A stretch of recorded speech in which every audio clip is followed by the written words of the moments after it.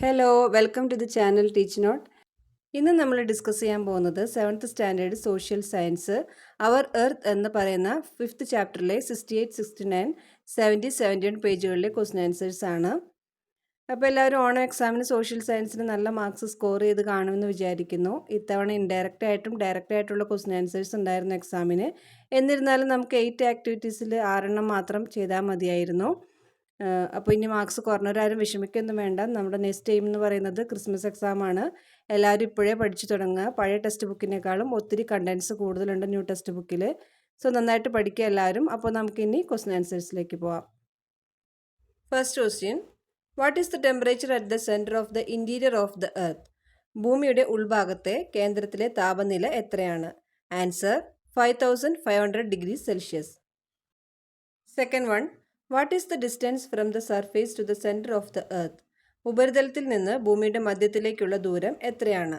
Answer 6371 kilometres. Third one, where does magma form?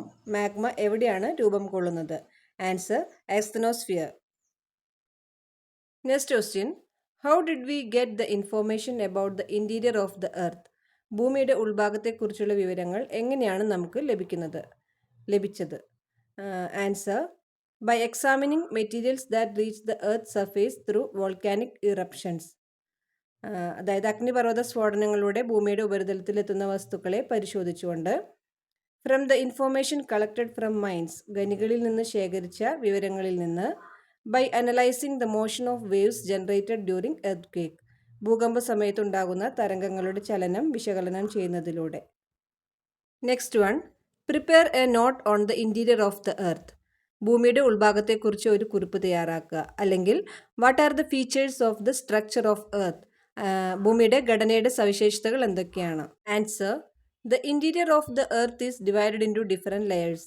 The outermost layer is the crust. It is made up of solid rocks and has 2 parts, namely continental crust and oceanic crest.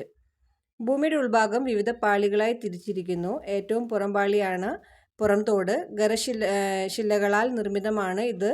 ഇതിന് continental crest, oceanic crest എന്നിങ്ങനെ 2 ഭാഗങ്ങളുണ്ട്. The layer below the crust is mantle. The part of the earth that comprises crust and upper part of mantle is called lithosphere. The part below the lithosphere which is in a molten state due to the melting of rock particles is known as asthenosphere. പുറന്തോടിന് താഴെയുള്ള പാളിയാണ് mantle. ഭൂമിയുടെ പുറന്തോടും ആവരണത്തിൻ്റെ മുകൾ ഭാഗവും ഉൾക്കൊള്ളുന്ന ഭാഗത്തെ lithosphere എന്ന് വിളിക്കുന്നു. ഈ ലിത്തോസ്ഫിയറിന് താഴെയുള്ള ശിലാകണികകൾ ഉരുകുന്നത് മൂലം ഉണ്ടാകുന്ന ഭാഗത്തെ, ആ അവസ്ഥയിലുള്ള ഭാഗത്തെ അസ്തനോസ്ഫിയർ എന്ന് വിളിക്കുന്നു. The layer below the mantle is the core. It is divided into outer core and inner core. The outer core is in liquid state while the inner core is in solid state. ആവരണത്തിന് താഴെ, അതായത് മാൻറ്റിലിന് താഴെയുള്ള പാളിയാണ് കാമ്പ്. ഇതിനെ outer core എന്നും inner core എന്നിങ്ങനെ തിരിച്ചിട്ടുണ്ട്. പുറത്തെ കാമ്പ് ദ്രവാവസ്ഥയിലും അകക്കാമ്പ് ഖരാവസ്ഥയിലുമാണ്. Next one, why the core is also known as nife? എന്തുകൊണ്ടാണ് കോറിനെ നിഫെ എന്നും വിളിക്കുന്നത്?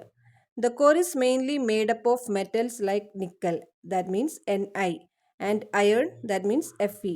Hence the core is also known as nife. കാമ്പ് പ്രധാനമായും നിക്കൽ, ഇരുമ്പ് തുടങ്ങിയ ലോഹങ്ങൾ കൊണ്ടാണ് നിർമ്മിച്ചിരിക്കുന്നത്. അതിനാൽ ഇതിനെ നിഫെ എന്ന് വിളിക്കുന്നു. 7th one, what is called magma? എന്തിനെയാണ് മാഗ്മ എന്ന് വിളിക്കുന്നത്? The molten state formed by the melting of molten rock particles in the asthenosphere is called magma. അസ്തനോസ്ഫിയറിലെ കണികകളുടെ ഉരുകിയ അവസ്ഥയെ മാഗ്മ എന്ന് വിളിക്കുന്നു. So that's all today's question answers. ഇനി പേജ് നമ്പർ 71 2 ആക്ടിവിറ്റീസ് നിങ്ങൾക്ക് കംപ്ലീറ്റ് ചെയ്യാനായിട്ട് കൊടുത്തിട്ടുണ്ട്. അതിൽ ആദ്യത്തേത് എർത്തിൻ്റെ സ്ട്രക്ചർ കംപ്ലീറ്റ് ചെയ്യാനായിട്ടാണ് പറഞ്ഞിരിക്കുന്നത്.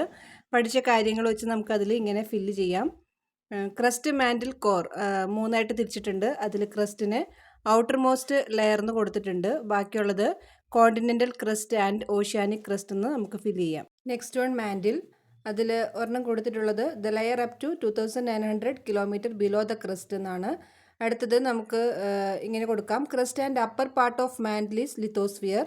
Next one, the part below lithosphere is asthenosphere. Next one, core. അതിലൊരെണ്ണം കൊടുത്തിട്ടുള്ളത് known as nife. Next one, outer core. And inner കോർന്നും നമുക്ക് കംപ്ലീറ്റ് ചെയ്യാം. ഇനി നെക്സ്റ്റ് ആക്ടിവിറ്റി എന്ന് പറയുന്നത് പേജ് നമ്പർ 71 ലാസ്റ്റ് ഭാഗത്തൊരു ടേബിൾ കൊടുത്തിട്ടുണ്ട്. സ്മൈലീസ് വരയ്ക്കാനായിട്ടാണ് ആവശ്യപ്പെട്ടിരിക്കുന്നത്. കറക്റ്റ് ആയിട്ടുള്ളതിന് നേരെ ഹാപ്പി ഫേസും റോങ് ആയിട്ടുള്ളതിന് നേരെ സാഡ് ഫേസും വരയ്ക്കാനായിട്ടാണ് ആവശ്യപ്പെട്ടിരിക്കുന്നത്. നമുക്ക് നോക്കാം. First one, the crust is the outer most solid part of the earth which is made up of rocks. ശിലകളാൽ നിർമ്മിതമായ ഖരാവസ്ഥയിലുള്ള പുറംപാളിയാണ് ക്രസ്റ്റ് എന്നാണ് പറഞ്ഞിരിക്കുന്നത്. അത് ശരിയാണ്. Next one, lithosphere is made up of crust and upper mantle. ക്രസ്റ്റും upper മാൻഡിലും ചേർന്നതാണ് ലിത്തോസ്ഫിയർ എന്ന് പറഞ്ഞിരിക്കുന്നു. അതും കറക്റ്റാണ്. Next one, the asthenosphere is the molten part formed by the molten rock particles, that means magma. അതായത് ഉരുകിയ പാറക്കണികകളുടെ ആ അവസ്ഥയാണ് നമ്മൾ മാഗ്മ എന്ന് വിളിക്കുന്നത്. ആ ഉരുകിയ അവസ്ഥ മൂലമുണ്ടാകുന്ന ഭാഗം അതാണ് ആസ്തനോസ്ഫിയർ എന്നാണ് പറഞ്ഞിരിക്കുന്നത്. അത് കറക്റ്റാണ്. Next one, the outer core is in liquid state. പുറക്കാമ്പ് ലിക്വിഡ് സ്റ്റേറ്റിൽ അതായത് ദ്രാവകാവസ്ഥയിലാണെന്നാണ് പറഞ്ഞിരിക്കുന്നത്. അത് കറക്റ്റാണ്.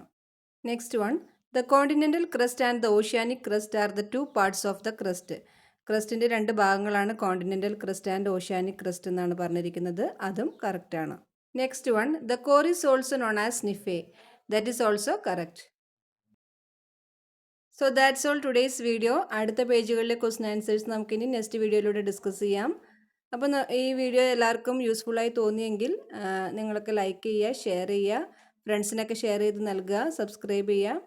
അപ്പോൾ ഇനി പുതിയൊരു വീഡിയോ ആയിട്ട് നമുക്ക് വീണ്ടും കാണാം. Till then bye.